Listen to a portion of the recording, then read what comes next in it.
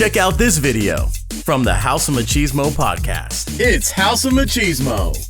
These are all off the top of my dome from memory. I'm trying to think back and remember it. And as I do, more details are coming through. I could flush these stories out and like add things to them and make them real scary. But no, this is just the things that I remember from my childhood that came through. I mean, and I still remember them to this day because something was there. There was some type of. Now I never actually seen anything or anything, but we seen cups move, we seen light switches turn on and off that can't be explained, noises in the house. Now the house was 100 years old, I'll give you that. Old wood frame house makes noises, but for a door to be, you know, all the way closing and then all the way opening, that's more than just an old house settling. You know what I mean? And going back to the psyche of it all, when you say that you somewhat believe in things, but you really don't overall. Growing up, like now, I haven't experienced anything scary since that old house I lived in.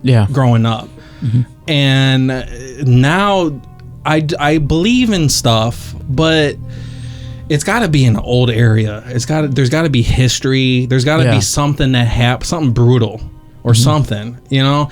And I just remember when I would grow up in that house and I had to go down to the basement or I had to go to a part of the house that no one else was in and it was dark, I would psych myself up. And I would tell myself that nothing can harm me if I just mentally am like, nothing's there. Or you don't scare me. Or there was some times where I was in the basement and I would say that out loud, like, go away. You don't scare me. And then I just march through with confidence and nothing messed with me. But going back to, I got a couple more stories here that aren't my own experiences. These are things that my dad told me from his friends. So there was one night, we had a huge tree out front. It was a very old tree. Big thick trunk. I'm talking it's probably a good 5-6 feet circumference trunk. I mean big. And one night there was a car accident out front. Now my dad told me the guy was partially drunk or whatever. He was going down Ravenswood, which is the house that our street was on, and across, so it's kind of a main, it's like a mid artery. It's not a main road, but it's not a side street either. It's kind of it's more traveled. And across the street is an Amtrak, so there's no houses across the street. It's just like a gravel landing and then the Amtrak train, and then over the train is a bunch of other neighborhoods. So he was going down the street, it was late at night, and the guy crashed into that big tree in front of our house. My dad runs outside to talk to this guy, pulls him out, and the guy